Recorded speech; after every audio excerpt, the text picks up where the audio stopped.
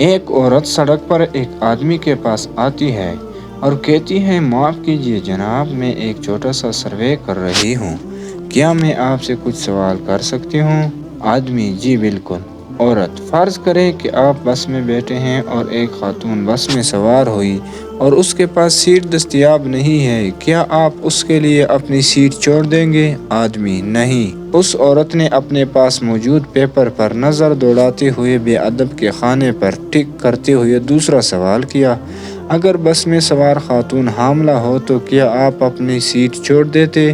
آدمی: نہیں۔ اب کی بار خود غرض پر ٹک کرتے ہوئے اگلا سوال کیا، اور اگر وہ خاتون جو بس میں سوار ہوئی وہ ایک بزرگ خاتون ہو تو کیا آپ اسے اپنی سیٹ دیں گے؟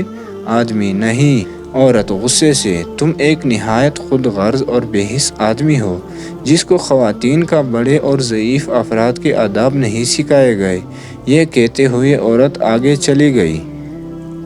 پاس کھڑے دوسرا آدمی جو یہ بات چیت سن رہا تھا، اس بندے سے پوچھتا ہے کہ اس عورت نے تمہیں اتنی باتیں سنائی، تم نے کوئی جواب کیوں نہیں دیا؟ تو اس آدمی نے جواب دیا، یہ عورت اپنی چھوٹی سوچ اور آدھی معلومات کی بنا پر سروے کر کے لوگوں کا کردار طے کرتی پھر رہی ہے۔ اگر یہ مجھ سے سیٹ نہ چھوڑنے کی وجہ پوچھتی تو میں اسے بتاتا کہ میں ایک بس ڈرائیور ہوں۔ ہمارے معاشرے کا سب سے بڑا المیہ یہی ہے کہ ہم ادھوری معلومات سے ہی دوسروں کو جانچنے کی کوشش کرتے ہیں۔